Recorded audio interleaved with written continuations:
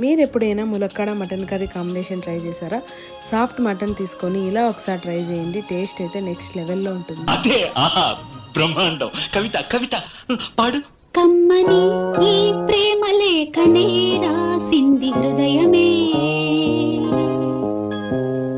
ప్రియతమా నీ వచట కుశలమా నే నిజట కుశలమే, ఊహలన్ని పాటలే కనుల తోటలో, తొలి కలల కవితలే మాట మాటలో, ఓ